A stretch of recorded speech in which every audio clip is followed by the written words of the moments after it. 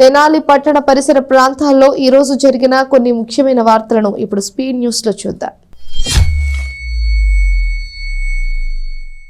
ఆంధ్రప్రదేశ్ అభ్యుదయ రచయితల సంఘం ఆధ్వర్యంలో డిసెంబర్ 1వ తేదీ ఆదివారం ఉదయం 10 గంటలకు గాంధీనగర్ కవిరాజా పార్కులోని వడ్లమూడి గోపాలకృష్ణయ్య సీనియర్ సిటిజన్ భవనంలో సుప్రసిద్ధ కవి ఆలూరి బైరాగి శతజయంతి సభ నిర్వహిస్తున్నట్లు అరసం గుంటూరు జిల్లా అధ్యక్షుడు చెరుకుమల్లి సింగారావు శుక్రవారం ఒక ప్రకటనలో తెలియజేశారు. అఖిల భారత అభ్యుదయ రచయితల సంఘం అధ్యక్షుడు పెనుగొండ లక్ష్మీనారాయణ అధ్యక్షతన జరిగే ఈ సభలో విశ్రాంత హిందీ అకాడమీ చైర్మన్ మాజీ రాజ్యసభ సభ్యులు డాక్టర్ యార్లగడ్డ లక్ష్మీప్రసాద్ ముఖ్య అతిథిగాను, అరసం రాష్ట్ర ప్రధాన కార్యదర్శి వల్లూరు శివప్రసాద్, ప్రముఖ కవి బండ్ల మాధవరావు వక్తలుగాను పాల్గొని ప్రసంగిస్తారని సింగారావు తెలియజేశారు.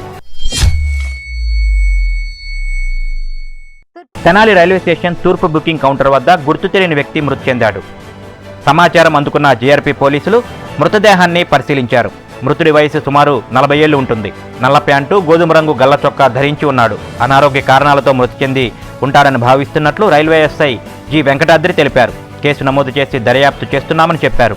మృతుడి ఆచూకీ తెలిసిన వారు 9440627554 నెంబర్లో సంప్రదించాలన్నారు. పట్టణంలోని సుల్తానాబాద్ ఆలపాటి నగర్లో వీధి కుక్కలు స్వైరవిహారం చేస్తున్నాయి. సాయిబాబా గుడి రోడ్డు సహా ఇక్కడ పలు ప్రాంతాల్లో విచ్చలవిడిగా సంచరిస్తున్న వీధి కుక్కలతో స్థానిక ప్రజలు తీవ్ర భయాందోళనకు గురవుతున్నారు. ఈ మార్గం గుండా వెళ్లే వాహనదారులు, పాదచారులపై కుక్కలు దాడి చేస్తుండటంతో భయాందోళన చెందుతున్నారు.